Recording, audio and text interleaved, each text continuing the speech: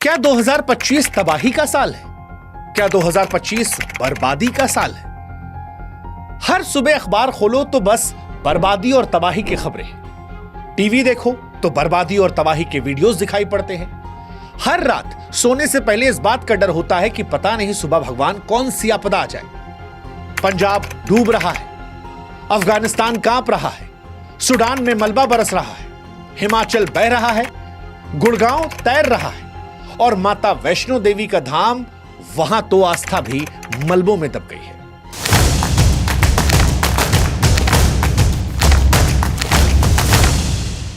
अब इन सारी तस्वीरों को देखने के बाद सवाल उठता है कि लोग जाएं तो जाएं कहां? कुंभ नहाने गए तो वहां भगदड़ में मर गए, रेलवे लाइन पर पहुंचे तो कुचल गए, मैच का जश्न मना रहे थे तो हादसों में उलझ गए, प्लेन पर चढ़े तो आसमान में जलकर स्वाहा हो गए, घर में बैठे उत्तराखंड में तो दीवारें ढह गईं और भगवान के दर पर पहुंचे तो वहां भी मौत पीछा नहीं छोड़ी। हर रात सोने से पहले इस बात का डर है कि क्या कल हम जिंदा होंगे? प्रकृति 2025 में तू कितने इम्तिहान लेगी? प्रकृति तू तो मां है हमारी, जीवनदायिनी। तेरा हर रूप, हरी भरी वादियां, उफनती नदियां, शांत पहाड़ जो सुकून देते थे। लेकिन 2025 में ये रौद्र क्यों? ये क्रोध क्यों? ये तबाही क्यों? ये सजा क्यों? ये बेरहम कहर क्यों?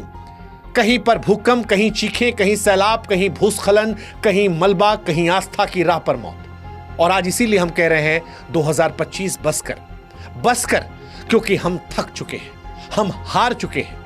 जो मर गए वो खौफ में मरे और जो जिंदा हैं वो पल पल डर कर मर रहे हैं। और आज इस मौत की कहानी की शुरुआत हम पंजाब से करेंगे। डूबता हुआ पंजाब। पंजाब भारत का वो प्रदेश है जिसे अन्न का भंडार वाला प्रदेश कहते हैं, लेकिन आज पंजाब पानी के सैलाब में डूबा हुआ है। अफसोस ये है कि पंजाब की तस्वीरें देश के लोगों को जगा नहीं पा रही हैं। देश की मीडिया में प्रमुखता से वो चल नहीं रही हैं।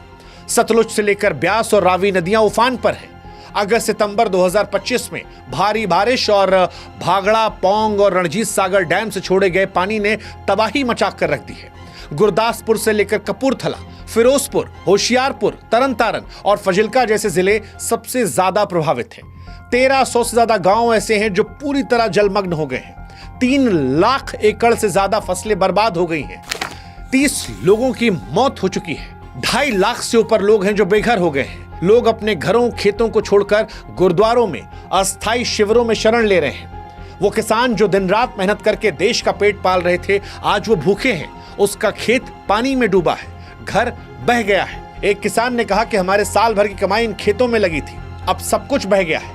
अभी सामने मौत दिख रही है, लेकिन जब ये जाएगी तब भी मन में सवाल होगा कि बच्चे भूखे हैं, उन्हें मेरे पास देने को कुछ नहीं है। आज ये सिर्फ पंजाब का दर्द नहीं है, सिर्फ एक किसान का दर्द नहीं है, उन लाखों लोगों का दर्द है जिनका सब कुछ इस बाढ़ ने छीन लिया। खराब ड्रेनेज सिस्टम, अतिक्रमण, जलवायु परिवर्तन ने इस आपदा को भयावह बना दिया। सेना, एनडीआरएफ ने लोगों को बचाया, लेकिन लाखों लोग ऐसे हैं जो अभी भी पानी में फंसे हैं, भूख ठंड से जूझ रहे हैं और पंजाब इस वक्त कहर में है। हालांकि पंजाब के सितारे जो हैं वो सामने आए हैं, लेकिन सितारों से अकेले काम नहीं चलेगा। प्रकृति को भी अपना रौद्र रूप दिखाना बंद करना होगा। सरकारों को ध्यान बढ़ाना होगा, मीडिया को इसे दिन रात दिखाना होगा, तब जाकर पंजाब के लोगों की सही मदद हो पाएगी।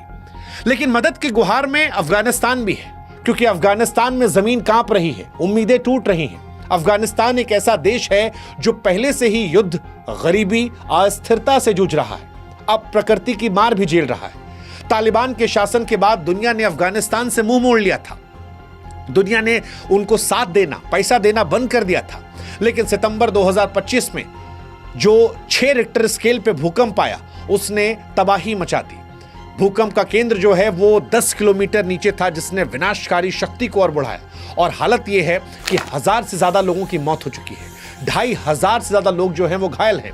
दुनिया के बाकी किसी देश में अगर इतनी बड़ी आपदा, त्रासदी आए तो दुनिया मदद के लिए सामने आती है, लेकिन इस बार कहानी अफगानिस्तान की है, इसलिए मदद उस बड़ी संख्या में नहीं आई। भारत ने दिल दिखाया, लेकिन क्या वो काफी है, ये सोचने वाली बात है। अफगानिस्तान के पास रिसोर्सेस नहीं है, अफगानिस्तान से लोग मदद मांग रहे हैं। अफगानिस्तान में जो आंकड़े हम आपको बता रहे हैं वो सिर्फ एक आंकड़े नहीं है, हर आंकड़े के पीछे एक कहानी है। एक माँ जो अपने बच्चे को बचाने के लिए मलबे में दब गई, एक पिता जो अपने परिवार के लिए रोटी कमाने को निकला था वो घर में ढह गया। जिस जगह पर ये भूकंप आया था, वो मिट्टी के इलाके थे, पूरे उलट पुलट हो गए, परिवार के परिवार खत्म हो गए, गांव मलबे में तब्दील हो गए।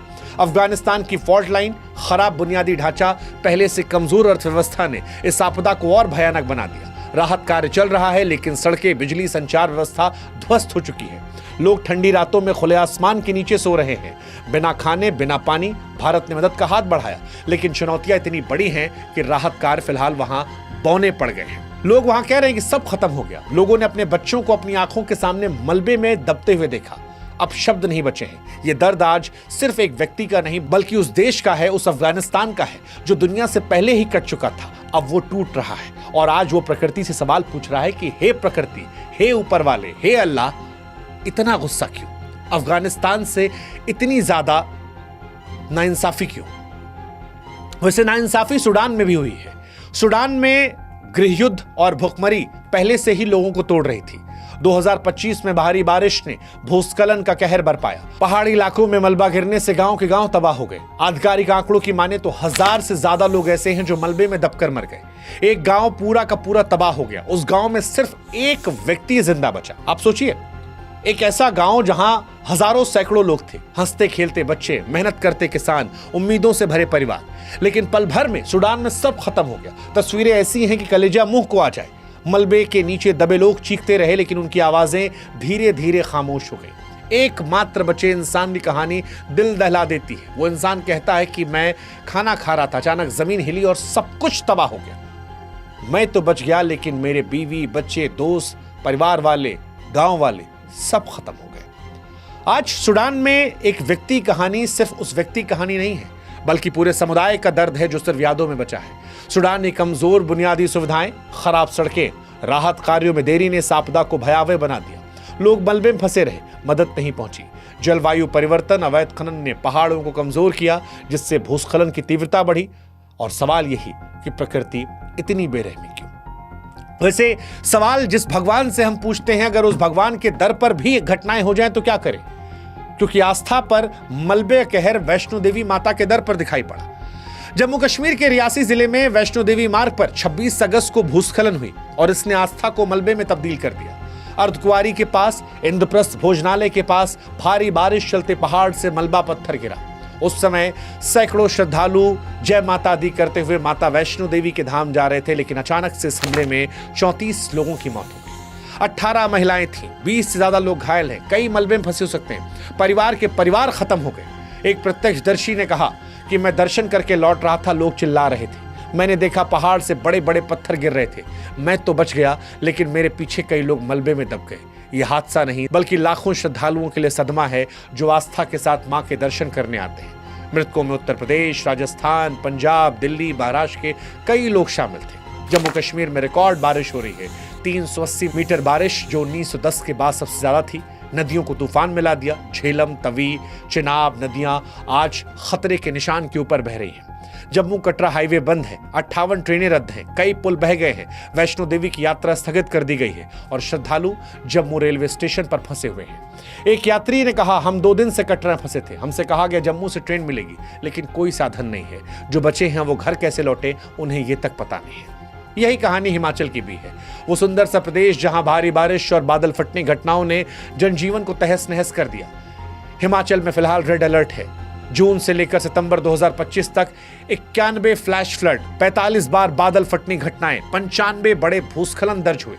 मनाली ले हाईवे बह गया, 666 सड़कें बंद हैं, 4000 से ज्यादा घर नष्ट हो चुके हैं। कुल्लू सबसे ज्यादा प्रभावित है।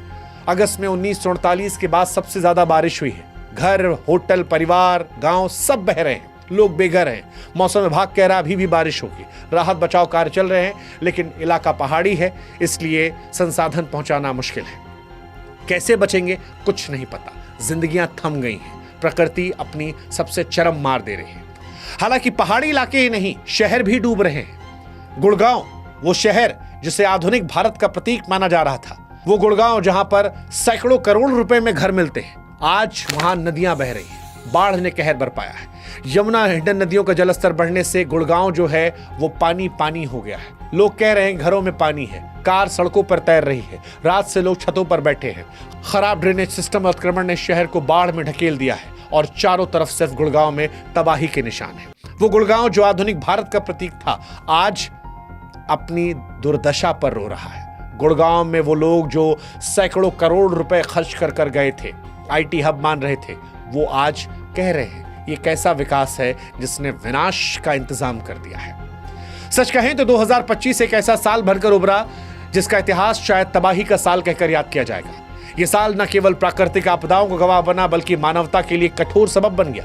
पंजाब की बाढ़, अफगानिस्तान का भूकंप, सूडान का भूस्खलन, हिमाचल का सैलाब, गुड़गांव का डूबना, माता वैष्णो देवी की आस्था पर मलबे का प्रहार, ये सारी घटनाएं एक के बाद मानो प्रकृति के क्रोधित होने का संकेत दे रही हैं।